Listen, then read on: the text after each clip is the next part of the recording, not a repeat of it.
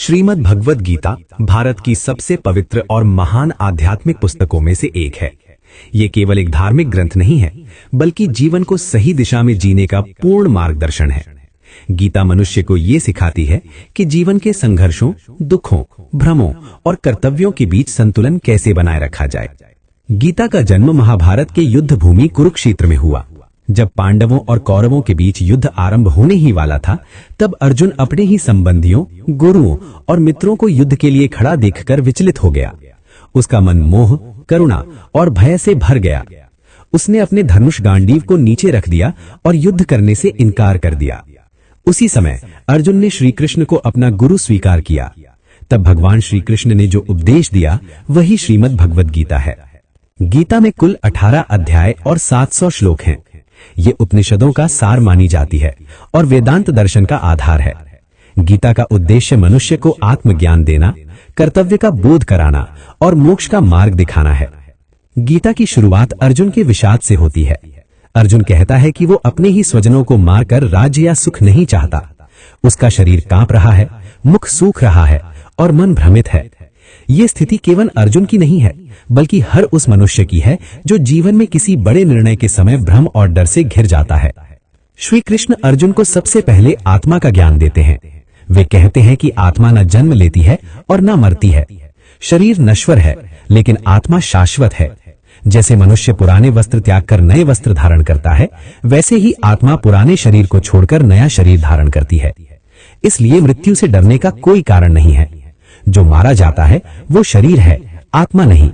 श्री कृष्ण समझाते हैं कि आत्मा को कोई अस्त्र काट नहीं सकता, आग जला नहीं सकती, जल भिगो नहीं सकता और वायु सुखा नहीं सकती। आत्मा अविनाशी, अचल और सनातन है। जब मनुष्य ये सत्य समझ लेता है, तब उसके भीतर का भय समाप्त हो जाता है। इसके बाद श्री कृष्ण कर्म योग का उपदेश देते हैं।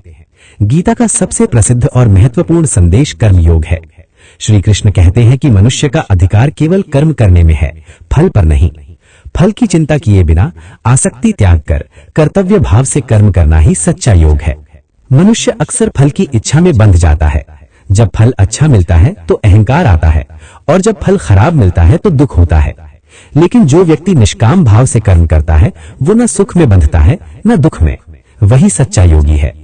गीता ये नहीं सिखाती कि कर्म छोड़ दो, बल्कि ये सिखाती है कि गलत भावना से किए गए कर्म को छोड़ो। कर्म से भागना कायरता है, अपने कर्तव्य से भागना अधर्म है। चाहे परिस्थिति कितनी भी कठिन क्यों ना हो, धर्म के मार्ग पर चलते हुए कर्म करना ही श्रेष्ठ है। श्री कृष्ण कहते हैं कि प्रत्येक मनुष्य का अपना स्वधर्म होता है। दूसरे का धर्म कितना भी अच्छा क्यों ना लगे, लेकिन अपने स्वधर्म का पालन करना ही श्रेष्ठ है। अर्जुन का स्वधर्म क्षत्रिय का है और उसका कर्तव्य युद्ध करना है। यदि वो युद्ध से भागता है तो ये अधर्म होगा। इसके बाद गीता में ज्ञान योग का वर्णन आता है। ज्ञान योग का अर्थ है सत्य का ज्ञान। ये ज्ञान सिखाता है कि शरीर और आत्मा अलग है। शरीर नश्वर है, लेकिन आत्मा अमर है। जो व्यक्ति इस सत्य को समझ लेता है, वो मोह से मुक्त हो जाता है। ज्ञान योग ये भी सिखाता है कि संसार माया है। माया का अर्थ ये नहीं कि संसार झूठा है, बल्कि ये कि संसार अस्थाई है। जो अस्थाई है उस पर अत्यधिक आसक्ति दुख का कारण बनती है। स्थायी केवल आत्मा और परमात्मा है। श्री कृष्ण बताते हैं कि ज्ञानी पुरुष वही है जो सुख दुख, लाभ हानि, मान अपमान, शत्रु मित्र सभी में समान भाव रखता है। ऐसा व्यक्ति स्थित प्रज्ञ कहलाता है। उसका मन स्थिर रहता है और वो बाहरी परिस्थितियों से प्रभावित नहीं होता। इसके बाद गीता में भक्ति योग का अत्यंत सुंदर वर्णन मिलता है। भक्ति योग प्रेम और समर्पण का मार्ग है। श्री कृष्ण कहते हैं कि यदि कोई भक्त प्रेम पूर्वक एक पत्ता, एक फूल, एक फल या जल भी अर्पित करता है तो वे उसे स्वीकार करते हैं।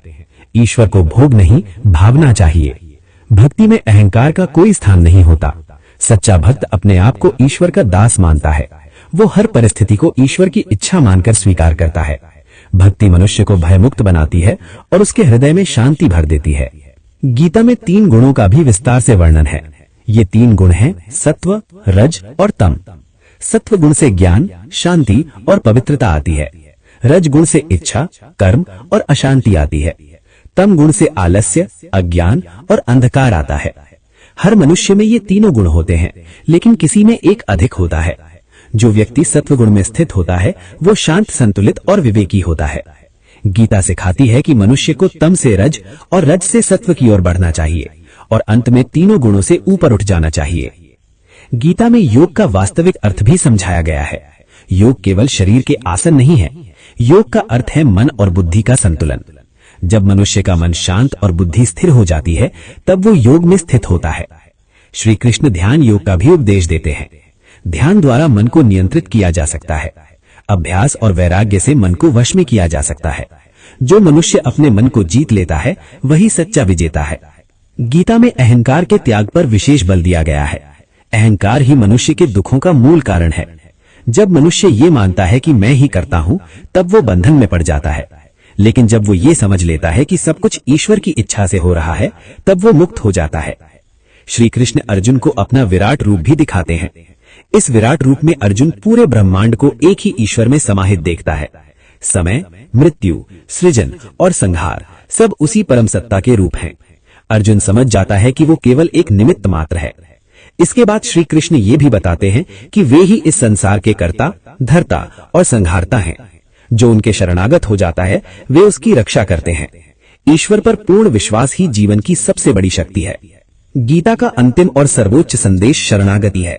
श्री कृष्ण कहते हैं कि सभी धर्मों को छोड़कर केवल मेरी शरण में आओ, मैं तुम्हें सभी पापों से मुक्त कर दूंगा।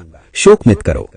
इसका अर्थ ये नहीं कि धर्म छोड़ दो, बल्कि इसका अर्थ ये है कि सभी भ्रम, भय और अहंकार छोड़कर ईश्वर पर पूर्ण विश्वास रखो। जब मनुष्य पूर्ण रूप से ईश्वर को समर्पित हो जाता है तब उसे सच्ची शांति प्राप्त होती है। श्रीमद् भगवत गीता का सार यही है कि मनुष्य को कर्म करना चाहिए, लेकिन आसक्ति छोड़कर। आत्मा को पहचानना चाहिए, शरीर से स्वयं को अलग समझना चाहिए, ईश्वर पर विश्वास रखना चाहिए और जीवन को धर्ममय बनाना चाहिए। गीता हमें सिखाती है कि जीवन एक युद्ध भूमि है। हर मनुष्य अपने अपने कुरुक्षेत्र में खड़ा है। यदि हम श्री कृष्ण के उपदेशों को जीवन में उतार लें तो हम हर युद्ध को जीत सकते हैं। गीता न केवल उस समय के लिए थी, बल्कि आज और आने वाले समय के लिए भी उतनी ही प्रासंगिक है। ये हर मनुष्य को सही और गलत का भेद सिखाती है। ये भय में साहस, दुख में धैर्य और भ्रम में मार्गदर्शन देती है। जो मनुष्य गीता को समझ लेता है वो जीवन को समझ लेता है। जो गीता को जी लेता है वो जीवन में कभी हारता नहीं। श्रीमद् भगवत गीता हमें आत्मज्ञान, कर्म योग, भक्ति योग और ज्ञान योग का समन्वय सिखाती है। यही इसका संपूर्ण सार है। अगर आपको ये वीडियो पसंद आया हो तो कृपया लाइक करें, इसे अपने मित्रों और परिवार के साथ शेयर करें और ऐसे ही ज्ञानवर्धक आध्यात्मिक वीडियो पाने के लिए हमारे चैनल को अभी सब्सक्राइब करें। आपका एक छोटा सा समर्थन हमें और बेहतर कंटेंट बनाने की प्रेरणा देता है। धन्यवाद। जय श्री कृष्ण।